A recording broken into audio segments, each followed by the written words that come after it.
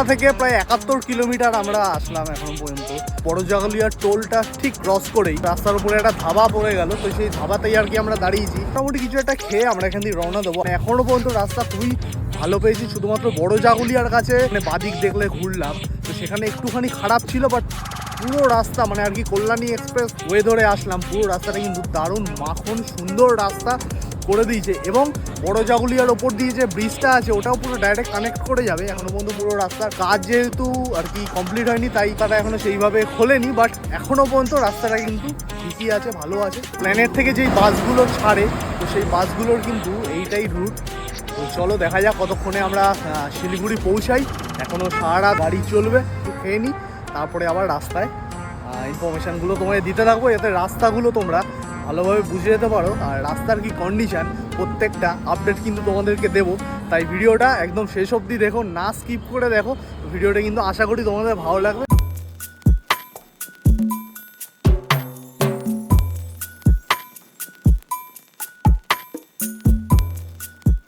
তো ধাবাতে আমরা 1 ঘন্টা খেলাম, এখান থেকে এবার বেরিয়ে যাবো। এখান থেকে কৃষ্ণনগর হচ্ছে 52 কিলোমিটার, আর আমাদের শিলিগুড়ি পৌঁছাতে এখনো প্রায় 519 কিলোমিটার মতো বাকি থাকছে। প্রথমবার আর কি গাড়িতে যাওয়া, বাইক নিয়ে গেছি, বাসে গেছি, ট্রেনে তো বহুবারই যাওয়া হয়, কিন্তু গাড়ি নিয়ে প্রথমবার।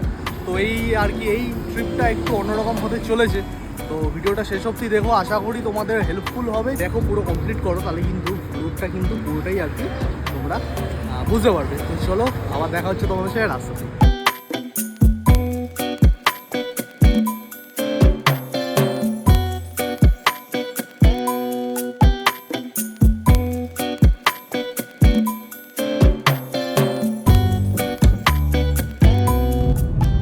কলকাতা থেকে প্রায় 183 কিলোমিটার ড্রাইভ করে আমরা আসলাম এখন পলাশিতে। এখন বাজছে হচ্ছে 12:44। শিলিগুড়ি পৌঁছাতে এখনো প্রায় 358 কিলোমিটারের মতো বাকি থাকছে।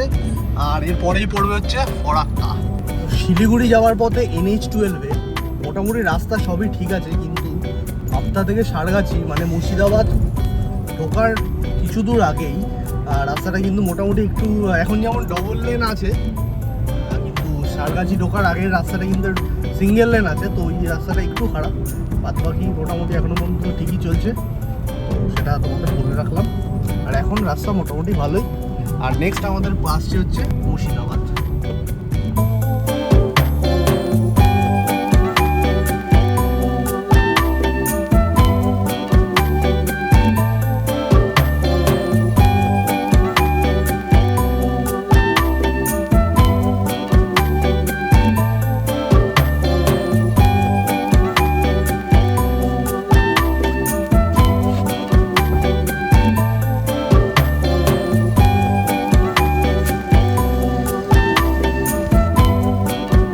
এখনো পর্যন্ত মোটামুটি আমরা প্রায় 210-15 কিলোমিটার চলে এসেছি। এখন আছি পলসন্ডা টোল প্লাজায় কিছুক্ষণ আগে ছিলাম, এখন আছি পেট্রোল পাম্পে।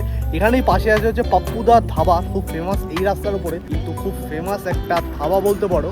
যেমন আর কি আমাদের শেরে পাঞ্জাব, ঠিক সেরকমই কিন্তু এখানে অতটাই ফেমাস। যেখানে খেয়েছিলাম 71-এর পরে প্রায় 130 কিলোমিটার কিন্তু আমরা চালিয়ে চলে এসেছি। আরও বাকি এখনও প্রায় 300-350 কিলোমিটার। তো চলো, এখন পর্যন্ত ভালোই লাগছে, খারাপ লাগছে না। রাস্তাঘাট মানে কিছু কিছু জায়গা ছাড়া, যেমন যেটা বললাম সেটা হচ্ছে গিয়ে মুর্শিদাবাদ ঢোকার আগে রাস্তাটা একটু খারাপ ছিল, বাট এখন কিন্তু রাস্তাটা আবার double lane, two-way highway, national highway, দারুণ রাস্তা, ফাটাফাটি রাস্তা। আসতে কিন্তু কোনো রকমের অসুবিধা হবে না। তুমি বাইক নিয়ে আসো, বাসে করে আসো বা 4 চাকায় আসো।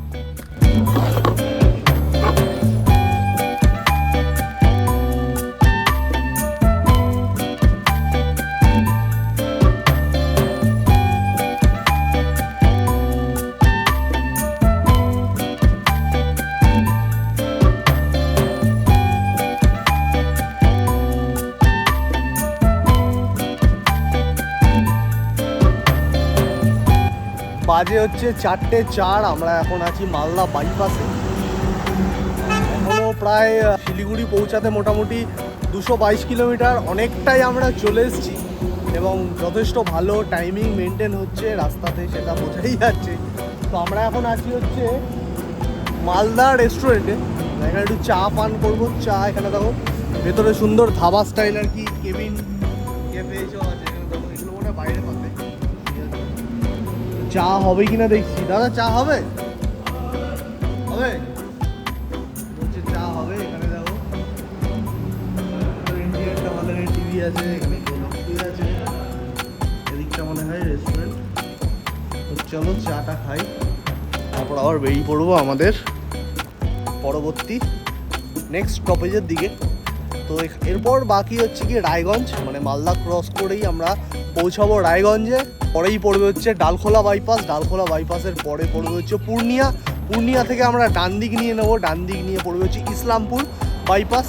ইসলামপুর বাইপাস মানে কিষানগঞ্জের যে রাস্তাটা, কিষানগঞ্জের স্টেশনের পাশ দিয়ে একদম রাস্তাটা, ওই রাস্তাটা একটু খারাপ, কিন্তু আপাতত পূর্ণিয়া অবধি রাস্তা কিন্তু একদম মাখন। আর ডালখোলা বাইপাস তো জাস্ট মানে অসাম। কিছু ডাইভারশন আছে ঠিকই, খুব একটা কিন্তু অসুবিধা হচ্ছে না, যেহেতু আমরা রাত্রেবেলা এই রাস্তা দিয়ে যাচ্ছি। সকালবেলা একটু বার্ডেন হতো, কিন্তু আমরা ভালো টাইমে বেরিয়েছি। আমরা অ্যাকচুয়ালি বেরিয়েছি হচ্ছে 8টার সময় সন্ধ্যেবেলা কলকাতা থেকে। কল্যাণী অবধি যখন আসলাম তখন কিন্তু একটুখানি ছিল, মানে জ্যাম ছিল। তো সেইটা বাদ দিলে বাদ বাকি টাইম কিন্তু আমরা রেকর্ড টাইমে আপাতত শিলিগুড়ির পথে আছি। Few moments later. শিলিগুড়ি কিন্তু আজকে আমাদের ডেস্টিনেশন না, আমাদের ডেস্টিনেশন কিন্তু আছে অন্য, সেটা অবশ্যই দেখাবো, তোমাদের বলবো। সাথে থাকো, দেখতে থাকো আমার সাথে।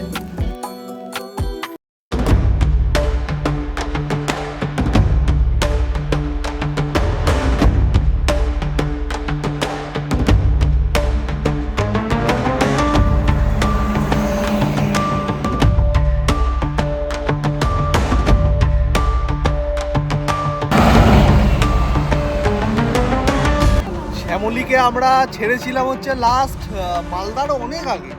শ্যামলী এখন এসে পৌঁছালো, মানে শ্যামলীরও আগে আমরা বলতে পারি।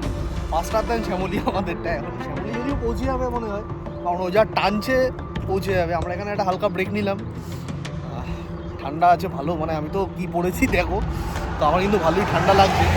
কালকে যখন আমরা বেরোচ্ছিলাম তখন হ্যাঁ মানে না না এখনো তো সেইভাবে গরমটা এদিকে পড়েনি, আর এদিকে গরমটা একটু পরেই পড়ে। দারুণ লাগছে কিন্তু।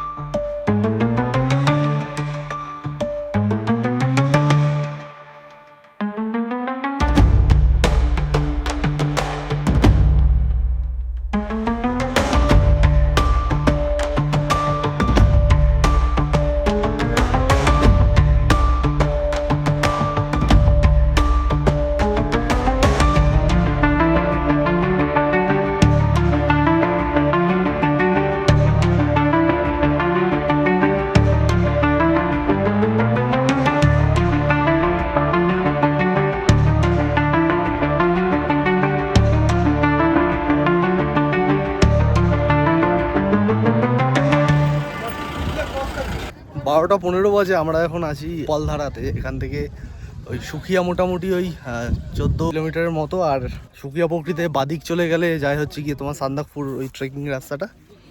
আর ওখান থেকে আর মোটামুটি আর 7-8 কিলোমিটারের মধ্যে আর কি লেপচা জগৎ পড়ে যাবে।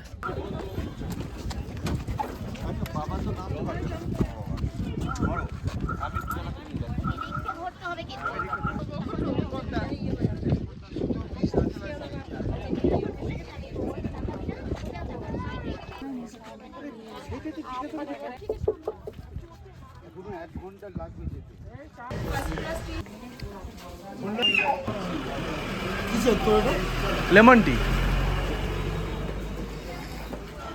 দারুণ হাওয়া দিচ্ছে। ও বাইরে না একদম পুরো চিলিং ওয়েদার।